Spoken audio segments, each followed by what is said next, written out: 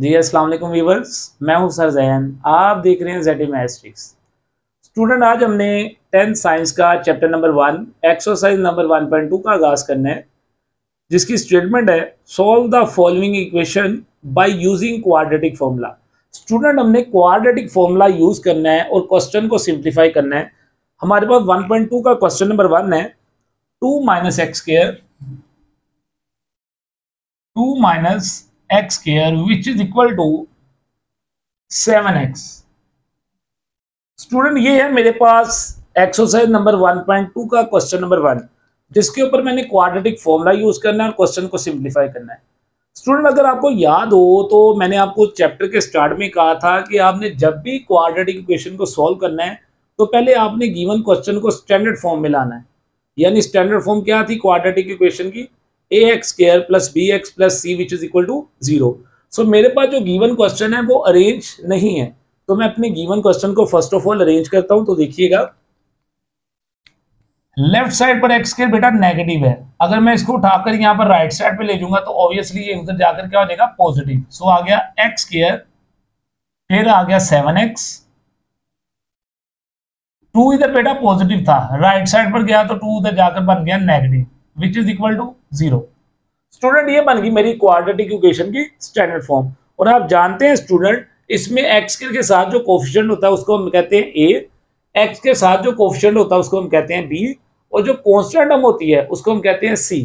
सो मैं कहूंगा मेरे पास जो बेटा ए है वो है 1, क्योंकि एक्स के साथ कोफिशिएंट क्या है बेटा? 1। फिर बी मेरे पास क्या होता है? जो एक्स के साथ कोफिशिएंट होता है वो आ गया 7, और सी मेरा क्या होता है बेटा? Constant term -2। सो ये मेरा ए बी सी आ गया। अब मैं लगाऊंगा फॉर्मूला। वी नो डैट, जैसा कि हम जानते हैं क्वाड्रेटिक फॉर्मूला होता है -b plus minus square root B square -4ac divided by 2a। Student, मैंने फॉर्मूला लिख दिया। अब मैं ए बी सी की इसमें वैल्यू पुट करूंगा, क्वेश्चन को सिंप्लीफाई करूंगा, मेरा आंसर आ जाएगा x is equal to minus B की जगह स्टूडेंट मेरे पास आ गया 7 plus minus square root B की जगह 7 का स्क्वायर, और उसके बाद आ गया -4। स्टूडेंट, ए की वैल्यू पुट की मैंने 1, सी की वैल्यू मैंने पुट की -2 डिवाइडेड बाय 2a। ए की जगह क्या पड़ा हुआ है मेरे पास? 1। सो मैंने ए बी सी की वैल्यू इस गिवन फॉर्मूले में पुट कर दी।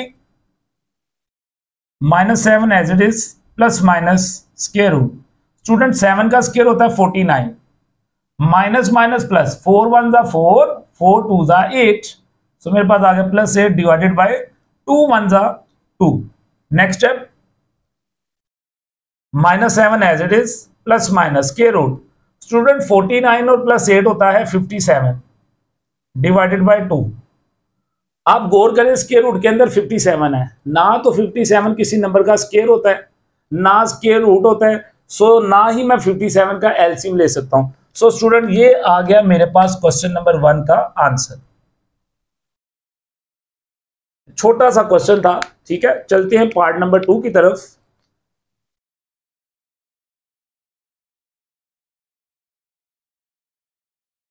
पार्ट नंबर 2 है स्टूडेंट मेरे पास 5x square plus 8x, 5x square plus 8x plus 1 which is equal to 0।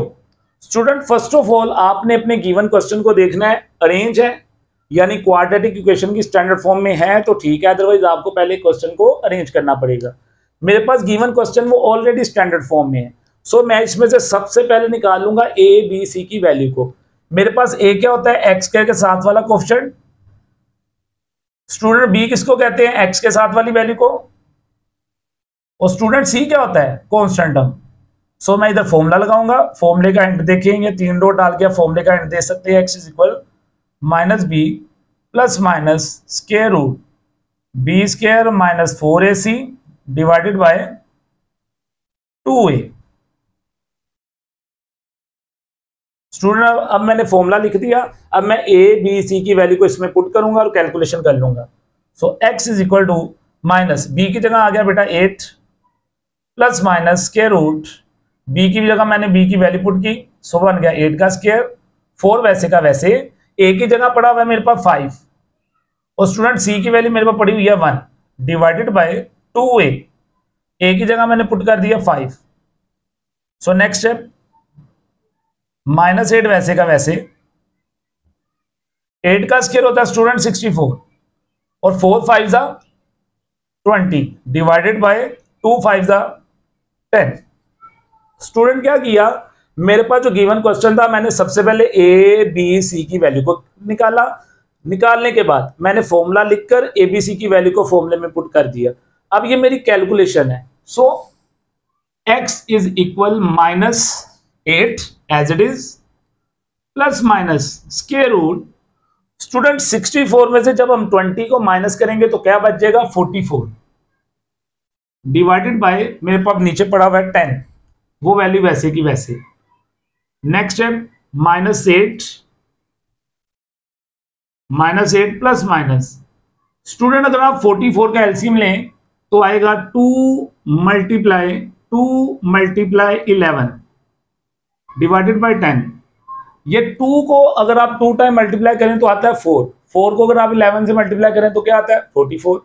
So next step क्या करेंगे हम,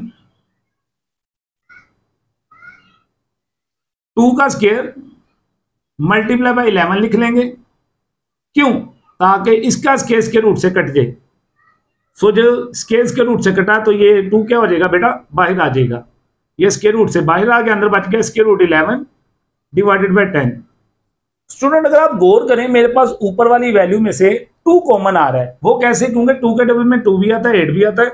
सो बेटा मैंने क्या किया, मैंने 2 को कॉमन निकाल लिया, अंदर रह गया 2 के टेबल में 8 कहां पे आता है 4 पर, सो 4 प्लस माइनस ये 2 कॉमन आ चुका है, अंदर बचा स्क्वायर रूट 11 डिवाइडेड बाय 10। अब क्या होगा, ये वैल्यू इस वैल्यू से कट गई, 2 1 ज़ा 2 2 5 ज़ा 10। सो मेरे पास स्टूडेंट आंसर आ गया -4 plus minus square root 11 divided by 5। ये मेरे पास इसके पार्ट नंबर 2 का आंसर आ गया। आपने 1.2 का क्वेश्चन नंबर 1 और 2 देखा। हमने सबसे पहले गिवन क्वेश्चन को अरेंज किया, ए क्या होता है एक्स के साथ वैल्यू, बी क्या होती है जो एक्स के साथ वैल्यू होती है, और सी क्या होता है बेटा कांस्टेंट टर्म होती है। ठीक है, मैंने फॉर्मूला लगाया, फॉर्मूले में एपीसी की वैल्यू को पुट किया और कैलकुलेशन करने के बाद मेरे पास आंसर आ गया। चलते हैं पार्ट नंबर 3 की तरफ। स्टूडेंट इसका पार्ट नंबर 3 है मेरे पास, जो बहुत इंपॉर्टेंट है और बोर्ड में आ चुका है।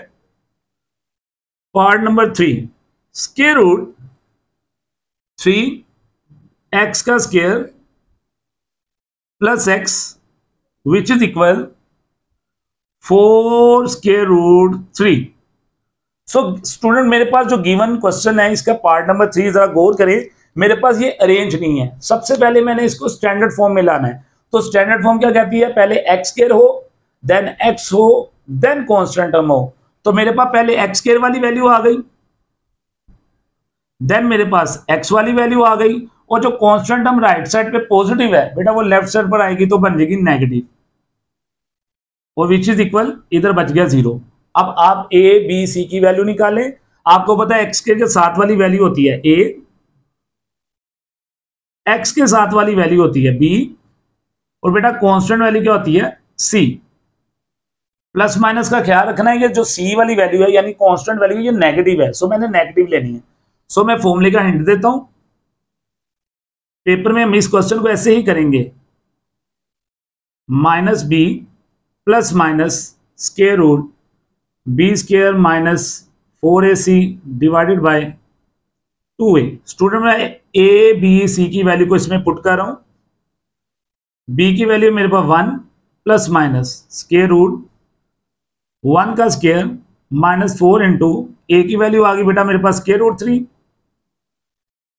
और सी की वैल्यू मेरे पास क्या है -4 square root 3 divided by 2a। So 2 अपनी जगह पर रहा, ए की जगह मैं ए की वैल्यू बेटा पुट कर रहा हूं।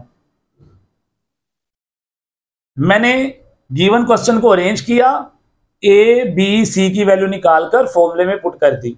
अब मैं इसको कैलकुलेशन कर रहा हूं, जरा देखिएगा नेक्स्ट स्टेप क्या होगा students, x which is equal -1 plus minus square root student 1 का स्केयर क्या होता है? 1 होता है। अब जरा गौर कीजिएगा, माइनस माइनस क्या हो गया स्टूडेंट? प्लस। ये माइनस इस माइनस से मल्टीप्लाई होकर क्या हो गया? प्लस। और 4 4 जा 16, यानी प्लस 16। और स्केयर रूट 3 जब स्केयर रूट 3 से मल्टीप्लाई होगा तो बेटा क्या हो जाएगा? स्केयर रूट 3 का होल स्केयर। यानी इस तरह से square root 3 multiply square root 3, student ये बन जाएगा स्केयर रूट 3 का होल स्केयर। ये स्केयर रूट से कट गया तो रिमेनिंग क्या बचेगा? 3। सो ये मेरे पास जब माइनस माइनस से मल्टीप्लाई हुआ प्लस हो गया। 4 4 जा 16, स्केयर रूट 3 से मल्टीप्लाई होकर क्या आंसर आ गया? 3। सो हम इसको मल्टीप्लाई कर देंगे 3 से, डिवाइडेड बाय नीचे वाली टर्म जो है वो एज इट इज आ गई मेरे पास। नेक्स्ट देखते हैं क्या बनता है। -1 plus minus square root 1 as it is plus 16 3 का बेटा होता है 48 divided by 2 square root 3। Next step -1 plus minus square root 48 और 1 हो गया 49 divided by 2 square root 3। Next square root 49 किसका स्केयर होता है स्टूडेंट? 7 का। So 2 square root 3। अब हम क्या करेंगे स्टूडेंट, इस वैल्यू को 7 को एक बार इसके साथ पॉजिटिव लेंगे, एक बार इसके साथ नेगेटिव लेंगे। सो देखिएगा x is equal -1 plus 7 divided by 2 square root 3। अब क्या होगा? 7 में से 1 गया बचा 6 डिवाइडेड बाय 2 स्केयर रूट 3। इन दोनों की कटिंग हो रही है। 2 1 जा 2, 2 3 जा 6। सो स्टूडेंट मेरे पास आ गया 3 ओवर स्केयर रूट 3। अब आप इसको क्वेश्चन को मजीद सॉल्व कर सकते हैं। कैसे स्टूडेंट? जब हम स्केयर रूट 3 को स्केयर रूट 3 से मल्टीप्लाई करते हैं, स्केयर रूट 3 से मल्टीप्लाई हो तो क्या बन जाता है? स्केयर रूट 3 का होल स्केयर। स्केयर रूट से कट के क्या आ जाता है? 3। तो जब हम इनको मल्टीप्लाई करें 3 आ जाता है, तो क्या हम 3 की जगह ये वैल्यू नहीं पुट कर सकते? जैसे ये देखिए ऊपर 3 है तो मैंने इसको लिख लिया square root 3 multiply square root 3 divided by square root 3। मैंने इसको क्यों लिखा? ताकि नीचे वाला स्केयर रूट 3 से कैंसिल हो जाए। सो मेरे पास x का आंसर आ गया स्केयर रूट 3। ये a का आंसर आ गया। सिमिलर जब मैं 7 को एक बार नेगेटिव लूंगा और डिवाइड करवाऊंगा 2 स्केयर रूट 3 के साथ, देखते हैं क्या आता है आंसर इसका। -7 -1 -8 ओवर 2 स्केयर रूट 3। 2 1 जा 2, 2 4 जा 8। सो स्टूडेंट मेरे पास x का आंसर आ गया -4 ओवर स्केयर रूट 3। ये था पार्ट नंबर 3। चलते हैं पार्ट नंबर स्टूडेंट इसके 4 की तरफ। पार्ट नंबर 4 है 4x स्क्वायर -14, 4x स्क्वायर -14 आ गया जी, which is equal to 3x। Student part number 4, सबसे पहली बात गिवन क्वेश्चन को अरेंज कर लेते हैं। 4x स्क्वायर वैसे का वैसे, राइट साइड पर 3x बेटा पॉजिटिव है, इसको मैं उठाकर लेफ्ट साइड पर लाया, यहां पर आगे ये बन गई नेगेटिव, फिर आ गया -14 which is equal to 0। Student आपको पता है x के साथ वाली वैल्यू को हम कहते हैं a, x के साथ वाली वैल्यू को हम कहते हैं b, और जो कांस्टेंट टर्म होती है बेटा इसको हम कहते हैं c। तो अब हम फॉर्मूला लगाएंगे। फॉर्मूला आप जानते हैं क्या था?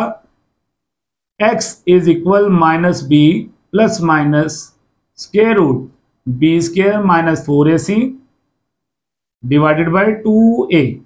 सो स्टूडेंट वैल्यूज पुट करने लगा, b की जगह b की value -3 plus minus square root -3 का स्क्वायर -4, a की जगह बेटा आ गया 4, c की जगह आ गया -14 divided by 2a। 2 as it is रहा, a की जगह बेटा मैंने पुट कर दिया 4, माइनस माइनस प्लस, ये +3 हो गया, plus minus square root. Student -3 का स्क्वायर होता है +9, माइनस माइनस प्लस। अब क्या करेंगे? 16 और 14 को हम करेंगे मल्टीप्लाई। तो 16, ये देखिए 4 4 था 16, 16 जब 14 से मल्टीप्लाई होगा तो बेटा आता है 224, यानी 224 डिवाइडेड बाय 2 4 था 8। वंस अगेन रिपीट करता हूं, माइनस माइनस +3, -3 का स्क्वायर +9, माइनस माइनस प्लस 4 4 दा 16, 16 14 से मल्टीप्लाई हो गया, आ गया 2 2 4 डिवाइडेड बाय 2 4 दा 8। नेक्स्ट स्टेप स्टूडेंट, अगर हम इन दोनों को प्लस कर दें, यानी 2 2 4 में अगर मैं प्लस करूं 9 को, तो ये बन जाएगा 2 3 3 डिवाइडेड बाय 8। स्टूडेंट 2 3 3 ना तो किसी का स्क्वायर होता है, ना ही हम इसका एलसीएम ले सकते हैं। सो मेरे पास पार्ट नंबर 4 जो है उसका आंसर आ गया यही। स्टूडेंट चलते हैं 1.2 के क्वेश्चन नंबर 5 की तरफ, जो मुझे दिया गया है 6x square minus 3 6x square minus 3 minus 7x which is equal to 0। Student first of all अपने क्वेश्चन को अरेंज कर लें। 6x स्क्वायर पहले, उसके बाद x वाली टर्म, उसके बाद constant term which is equal to 0। Student इसमें एबीसी की वैल्यू को कैलकुलेट कर लें। ए क्या है, एक्स स्क्वायर के साथ वाला कोएफिशिएंट, बी क्या है, एक्स के साथ वाला कोएफिशिएंट, सी क्या है, constant term. We know that, हम जानते हैं हमारे पास जो क्वाड्रेटिक फॉर्मूला होता है वो होता है X is equal minus B plus minus के root B square minus 4ac divided by 2a। So student मैं बी की जगह बी की वैल्यू पुट करता हूं। बी की जगह आ गया -7 plus minus square root, B की वैल्यू आ गई -7 का square minus 4 as it is. A की जगह ए की value 6 into -3 divided by 2a। A की जगह मैंने पुट कर दिया 6। स्टूडेंट देखिएगा minus minus plus 7 plus minus square root, 7 का स्क्वायर होता है बेटा 49, माइनस माइनस प्लस 4 6 का क्या होता है 24। 24 को 3 से बेटा मल्टीप्लाई करेंगे, आ जाएगा 72 डिवाइडेड बाय 2 6 12। नेक्स्ट स्टेप क्या होगा स्टूडेंट, इन वैल्यूज को हम कर देंगे प्लस। हम 49 और प्लस करें 72 को, ये बन जाएगा मेरे पास 9 और 2 11, 7 और 4 11, 11 प्लस 1 12, 121 डिवाइडेड बाय 12। स्टूडेंट हम जानते हैं 121 जो है वो स्क्वायर होता है किसका, 11 का डिवाइडेड बाय 12। अब हम क्या करेंगे, 11 को एक बार लेंगे पॉजिटिव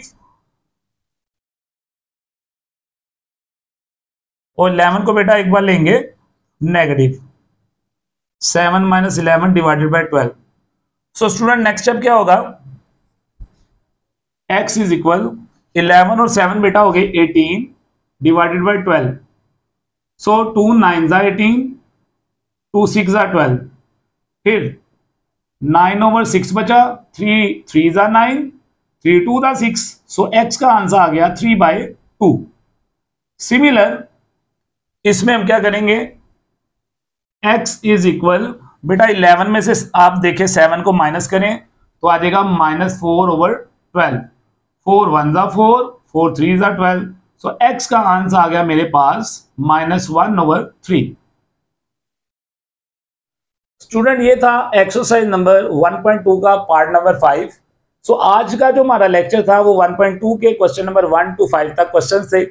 इंशाल्लाह जो नेक्स्ट लेक्चर होगा वो 6 to 10 होगा। तो उम्मीद करता हूँ आपको मेरे लेक्चर की समझ आई होगी। अगर तो अभी तक आपने मेरा चैनल सब्सक्राइब नहीं किया तो मेरा चैनल सब्सक्राइब करना मत भूलिएगा। मिलते हैं इंशाल्लाह नेक्स्ट लेक्चर में। Thank you so much. Allah.